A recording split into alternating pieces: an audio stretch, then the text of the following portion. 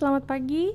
Kembali lagi di kelas online. Di sini kita akan membahas mengenai pemrograman R ya, R programming bisa disebut dengan seperti itu, khususnya untuk statistika probabilistik. Nah, untuk hari ini kita bahas mengenai statistika deskriptif. Apa saja sih yang digunakan dan bagaimana sih ngoding dengan R untuk statistika ini. Jadi bisa kita permudah ya daripada menghitung manual atau menggunakan kalkulator. Nah, di sini kita bisa sebagai alat bantu. Nah, untuk R programming sebelum kita mulai kita juga harus tahu apa sih R programming. Nah, itu juga sudah saya bahas sebelumnya ya di dalam slide waktu awal pertemuan. Nanti bisa dilihat lagi. Lalu untuk instalasi, nah saya tidak akan mengajarkan cara instalasi, cuman saya akan memberikan pengetahuan bahwa R itu dapat berjalan di dalam desktop dan dapat di-download di mana. Lalu juga R dapat berjalan menggunakan browser ya, internet. Jadi kita butuh koneksi. Nah, ini berjalan menggunakan cloud. Nah, yang pertama untuk R Studio yang saya gunakan di sini nanti sampai dengan akhir pembelajaran saya menggunakan R Studio. Itu bisa kita cari di Google ya dulu. Nah, di sini ada yang namanya R Project. Silakan dipilih R Project di sini. Nah, di sini silakan ditentukan untuk downloadnya. Ini kita klik dulu yang keren. Pilih yang Indonesia. Karena biar lebih cepat ya sebenarnya dia kan reponya yang kita gunakan itu adalah repo Indonesia punyanya BPPT ya, dari BPPT Badan Pusat Pendataan kali ya atau Statistik, saya lupa kepanjangannya. Lalu nanti download and install R. Nah, ini silakan pilih sesuai dengan OS kalian. Yang saya gunakan adalah Mac ya, OS saya adalah Mac. Nah, misalnya seandainya kalian menggunakan Linux, klik Linux, yang gunain Windows, klik Windows. Nah, begitu diklik nanti akan terdownload, lalu silakan install sendiri. Nah, installnya prosesnya itu sama seperti kalau kita install yang lain, tidak ada hal yang khusus, entah itu memindahkan folder atau yang lain, tidak ada, ikuti saja perintahnya. Kalaupun masih bingung nanti silakan cari di sini ada kok manualnya, ini documentation manual, silakan dipilih, itu ada caranya. Bagaimana sih bahkan sampai ke dokumentasinya atau mungkin codingnya seperti apa itu sebenarnya sudah ada di sini, tinggal dibaca aja baik-baik. Nah, yang kedua itu berjalan di cloud. Ini saya gunakan repl.it nih ya, atau di sini Replit namanya. Silakan diklik. Nah, di sini adalah sebuah tempat kerja ya, tempat kerja coding, kita mau pakai yang mana, bisa kolaborasi. Nah, di sini kita via IDE browser ya. Nah, di sini banyak bahasa yang bisa digunakan, fitur-fiturnya juga ada, dia sudah bisa GitHub integration. Bukan berarti saya di sini promosi, tidak, cuman maksudnya jika kalian tidak ingin menginstal silahkan pakai yang ini. Mungkin sudah laptopnya sudah berat atau sudah kepenuhan untuk install lagi, silahkan pakai ini. Cuman masalahnya di sini koneksi internet harus selalu stabil. Nah, yang pertama adalah mau start coding boleh, mau login dulu boleh. Yang pasti kita perlu login di sini. Nah, di sini saya login dulu. Silakan gunakan akun kalian masing-masing untuk loginnya.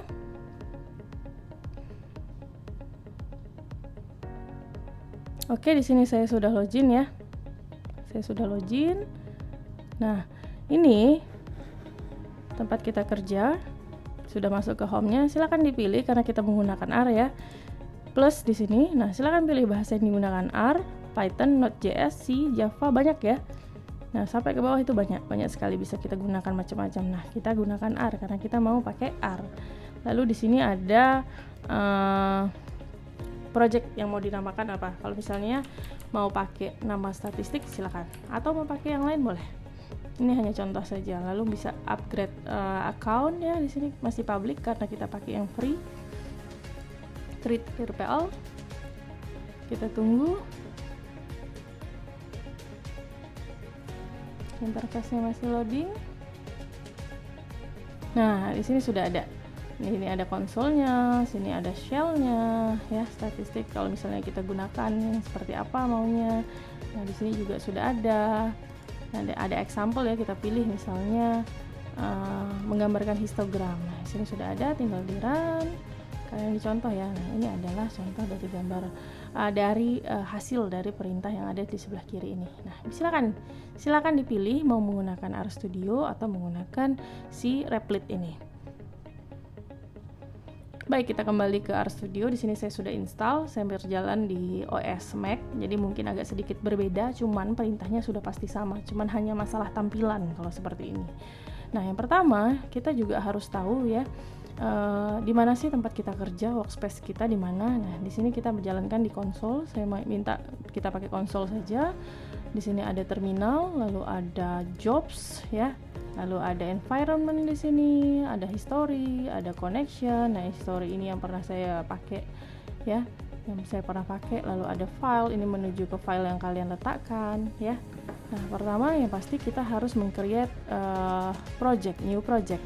Silakan letakkan new project itu sesuai dengan yang kalian pengen taruhnya di mana. Di sini new project ya. Nah, cari di mana. Nah, kalau saya selalu taruh, karena kita lagi belajar statistik, saya taruh di folder kuliah statistik. Jadi gampang carinya nanti. Ya, berikut juga nanti kalau misalnya punya dokumen data yang harus kita masukkan sebagai data mentahnya ya, untuk data pembelajarannya misalnya, nah itu lebih gampang dimasukkan ke dalam folder yang sama. Manggilnya juga lebih singkat. Ya, silakan kalian create project. Di sini saya tulis project statistik deskriptif misalnya. Nah, silakan kalian create projectnya deskriptif. Oke, saya salah tulis nih. Kalau sudah silakan di create projectnya. Oke, saya cancel karena saya sudah punya datanya. Baik, ini tampilannya udah saya potong ya, biar kelihatan lebih besar untuk di dalam videonya.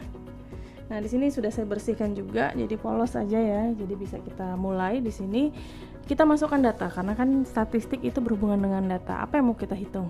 Yaitu data yang sudah ada, ya, data frame-nya. Tapi di sini saya coba masukkan sebagai contoh, yaitu nama misalnya contoh data. Nah, ini adalah nama datanya, yaitu si contoh data. Nanti yang kita panggil adalah contoh data. Apa sih isinya? Yaitu vektor misalnya. Saya masukkan C ya, kita panggil karena sebuah vektor, kita masukkan D4, 5 misalnya ya, 7, 8, 9, 10. Enter. Nah, di sini datanya sudah masuk. Data yang ada di dalam sini ya, vektor ya, 2, 4, 5, 7, 8, 9, 10 itu dimasukkan ke dalam data yang namanya contoh data. Cara memanggilnya yaitu tinggal kita tuliskan saja contoh data. Nah, tinggal diklik saja enter. Nah, ini adalah hasilnya. Ini adalah isi dari contoh datanya itu tadi, data frame-nya ya, yaitu 2, 4, 5, 7, 8, 9, 10. Nah, paling sederhana itu load menggunakan fitur yang ada di RStudio, yaitu kita pakai file open atau file import dataset. Nah, silakan dipilih nanti dari import datasetnya ini berupa file apa tipenya, Excel kah atau CSV atau TXT atau mungkin yang lainnya, karena biasanya kan data kita ambil dari tempat yang berbeda, baik itu kualitatif ataupun kuantitatif ya. Itu kita belum bahas sama-sama, tapi yang pasti data itu jumlahnya biasanya banyak. Nah, di sini kita pakai vektor untuk latihan. Nanti kalian silahkan coba masing-masing bagaimana sih cara meload data yang ada misalnya data pizza delivery, atau mungkin kalau kemarin saya pakai contoh dari jurnal yaitu data cabai. Silakan cari. Yang pertama pasti bikin dulu datanya, datasetnya itu dalam bentuk Excel boleh, CSV boleh, lalu TXT boleh, tapi silakan dicoba satu persatu. Nanti di akhir dari video ini akan saya berikan tugas ya, apa saja tugasnya. Tapi sebelumnya kita harus tahu dulu fungsi-fungsi apa sih yang bisa kita gunakan di dalam R, karena memang R sendiri itu adalah sebuah tools yang sangat powerful untuk statistik, jadi sering digunakan oleh para ilmuwan statistik. Nah, di sini kita pakai yang paling sederhana dulu. Caranya bagaimana? Yaitu di sinilah kita bahas sama-sama. Yang pertama kita sudah punya data ya, yaitu contoh data di sini. Nah, yang pertama kalau dalam statistika deskriptif di sini saya tulis. Yang pertama dihitung adalah misalnya kita mau mencari nilai tengah ya, mean, median, nilai tengah ya, rata-rata dan yang lainnya. Nah, yang pertama itu adalah kita mencari nilai rata-rata misalnya. Nah, untuk mencari nilai rata-rata dari nilai ini, kalau kita lihat ya, ini ada berapa jumlahnya, yaitu 1, 2, 3, 4, 5, 6, 7. Seharusnya nilainya adalah 7. Kita cek sama-sama di sini, yaitu dengan cara menuliskan nilai minnya. Min saja langsung. Nah, panggil siapa ya sih yang mau kita hitung? Si contoh data itu tadi. Sudah, enter. Nah, di sini adalah nilai minnya. Nilai tengahnya. Nilai tengah dari nilai 2, 4, 5, 7, 8, 9, 10. Sorry, bukan nilai tengah. Kita bahas tentang min ya. Maaf, saya keliru. Kita cari rata-rata dari data yang ada di sini. Nah, kalau nilai tengah itu kita tulis, kita sebut dengan median kan. Nah, di sini sama, silakan kita panggil dengan median juga. Siapa yang mau dilihat mediannya, yaitu si contoh data. Sudah, tinggal di enter. Nilainya 7 ya. Ini untuk nilai min dan nilai median. Lalu kita mau lihat berapa sih nilai minimalnya. Kalau ini kan urut ya, gampang kita lihat. Ini nilai minimalnya, nilai 10 adalah nilai maksimalnya. Nah, kalau misalnya datanya banyak gimana? Nah, bisa kita tulis dengan min saja langsung. Jadi sederhana sekali. Ini 2, lalu maksimalnya itu kita tulis saja dengan max di sini.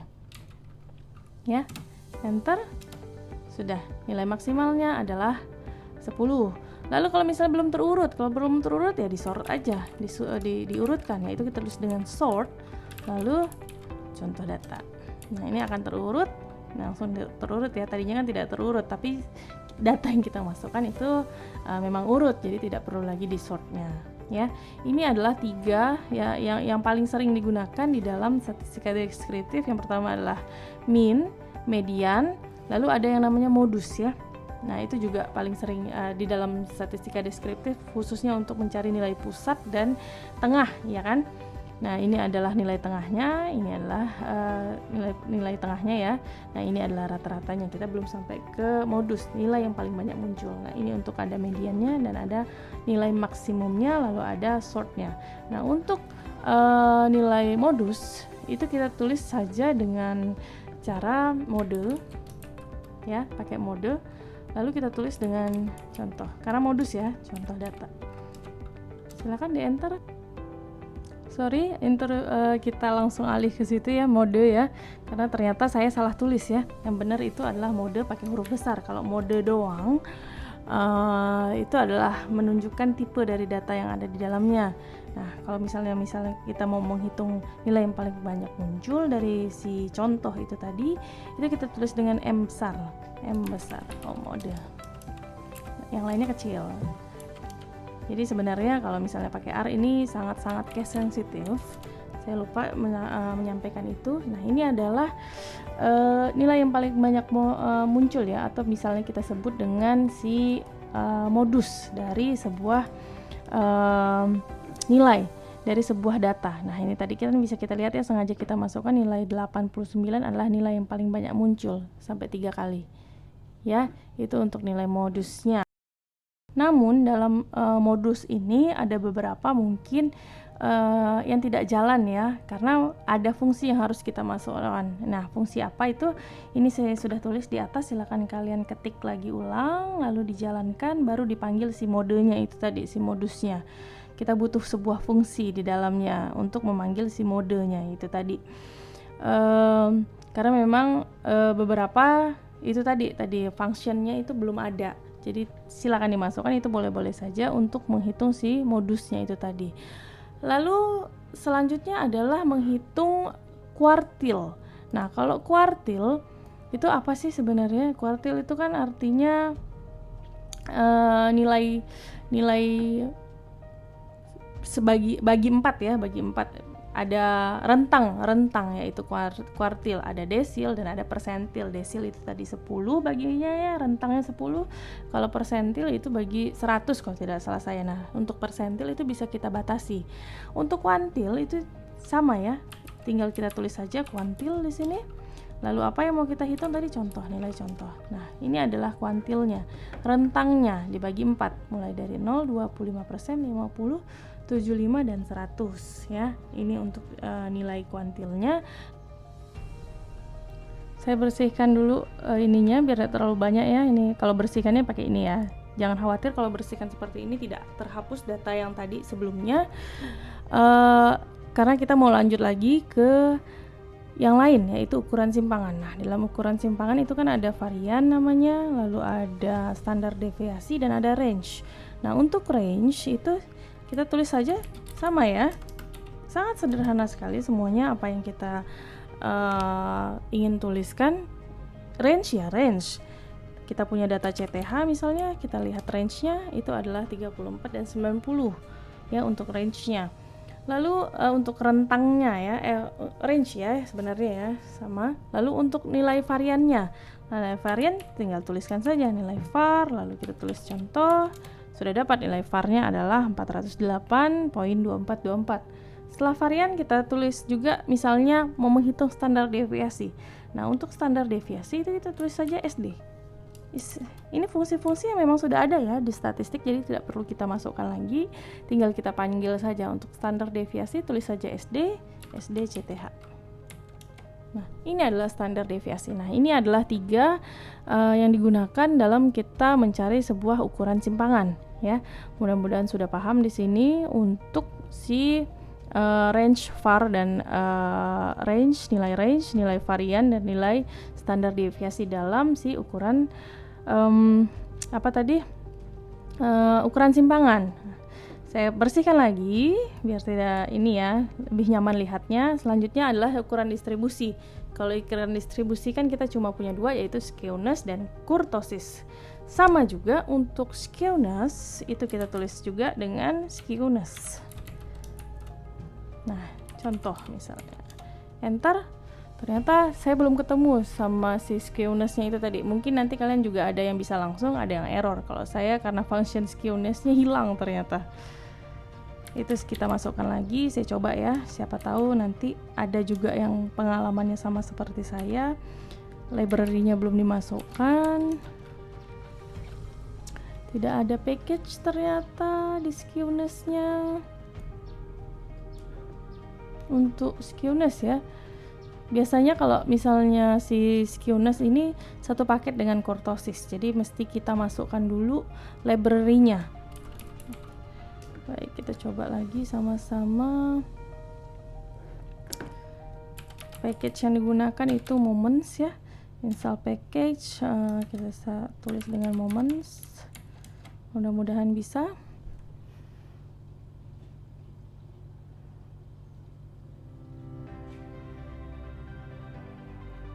Nah, sudah terinstall ya, sudah terinstall si momentsnya itu tadi. Lalu kita tuliskan library. Ini cukup diikuti aja karena kita mau pakai si apa tadi, mau menghitung si skewness-nya itu tadi ya, moments. Sudah ada. Lalu kita tulis saja tadi skewness, kita coba lagi, harusnya sudah bisa. Oke, ini adalah nilai skewness-nya, minus 0,54441955. Nah, dilihat lagi materi tentang si skewness. Kalau misalnya dia di bawah 3, di atas 3 atau sama dengan 3, condong kemana? Nah, kalau ini kira-kira kalau minus 0,54411955 ini condong ke kiri apa condong ke kanan? Yang pasti condong ya, karena bukan 3 nilainya. Silakan dicek lagi, silakan dijawab di komentar yang mau coba jawab ya, tapi harusnya sudah paham ini condong kemana namanya, jenis yang mana. Lalu selanjutnya ada yang namanya kurtosis di dalam si ukuran distribusi ini. Kurtosis, jadi kita mau melihat keruncingan dari sebuah kurva, tinggal kita tulis saja moments juga, CTH, karena data kita tadi adalah CTH-nya itu tadi. Nah, kurtosisnya adalah 1,80778. Nah, untuk yang kurtosisnya ini yang mana nih? Leptokurtis atau platykurtis atau yang lainnya? Silakan lihat lagi materinya, silakan disimpulkan seperti apakah nilainya, grafiknya, apakah dia runcing, datar atau yang lainnya, atau netral, seimbang, kira-kira seperti itu. Nah, ini untuk si statistika deskriptif. Silakan kalian kerjakan tugas. Dari mana tugasnya?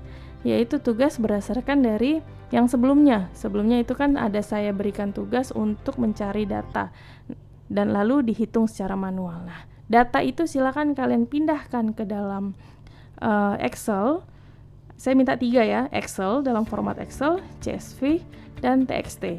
Lalu berikan contohnya bagaimana cara meload data, memasukkan data ke dalam R-nya. Saya tidak menerima kalau misalnya kalian memasukkan menggunakan cara singkat, yaitu dengan membuka file, lalu menu yang ada di RStudio ya, file, import data, tidak seperti itu. Saya maunya kalian tuliskan lagi cara meload data, lalu tuliskan sintaksnya, lalu screenshotkan hasilnya. Jadi setiap habis coba di screenshot, kira-kira seperti itu kalau untuk yang load data ya. Jadi saya pengen tahu kalau misalnya datanya seperti apa, bukan di screenshot sebenarnya, dipanggil load data. Misalnya load data cabai, harga cabai, berarti dimasukkanlah datasetnya namanya cabai, misalnya data cabai, nanti dipanggil lagi data cabai, berarti kan kelihatan kan, oh berhasil loadnya. Nah silakan kalian screenshot satu persatu ya untuk yang meload data. Selanjutnya habis load data, tentunya saya minta statistika deskriptif itu juga dituliskan dalam bentuk laporan ya tentunya. Yang pertama adalah min, kedua median, lalu modus, ya semuanya 6 jenisnya itu tadi di dalam statistika deskriptif yang di bagian ukuran nilai pusat dan tengah ya kalau tidak salah saya namanya, lalu di ukuran distribusinya juga, lalu ukuran simpangan, itu semuanya silakan dicoba menggunakan data yang sudah kalian punya. Oke, terakhir saya tadi belum menyampaikan yaitu tentang masalah summary.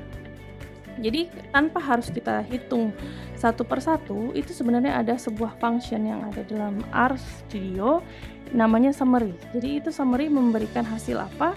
Mari kita lihat sama-sama. Saya panggil summary contoh. Nah, ini adalah langsung ya, karena summary kesimpulan contoh nilai minimumnya adalah 34, maksimalnya 90. Ini first kuartil ketiga, nilai mediannya nilai min. Ya, yang pasti nanti kalian juga ditutup seperti itu, ditutup dengan nilai summary. Lalu untuk nilai skewness dan kurtosisnya tolong disimpulkan juga, itu maksudnya apa tuh nilainya, memberikan arti apa. Kurtosis 1,8 itu memberikan arti apa, tapi bukan data yang dari sini ya, data dari contoh yang kita gunakan, tidak. Tetap semuanya yang kalian kerjakan adalah berdasarkan dari tugas sebelumnya, datanya. Jadi silakan dituliskan dalam bentuk, saya ulangi, CSV, lalu nanti datanya juga ada yang data Excel dan ada TXT. Nah, silakan dicoba tiga-tiganya cara meload data ketiga data ini. Oke, sementara karena saya minta datanya seperti itu, berarti kan kolomnya baru satu ya, kalian belum punya kolom yang banyak. Terima kasih, nanti silakan semuanya data di-upload di e-learning seperti biasa. Datanya berarti ada 3, silakan, lalu 1 bentuk laporan. Laporannya itu tadi berisi apa sih yang sudah kalian kerjakan dalam RStudio menggunakan data, itu bagaimana, di screenshot juga satu persatu, tolong dijelaskan ya. Saya kira cukup untuk statistika deskriptif menggunakan R programming. Terima kasih, sampai ketemu di video selanjutnya.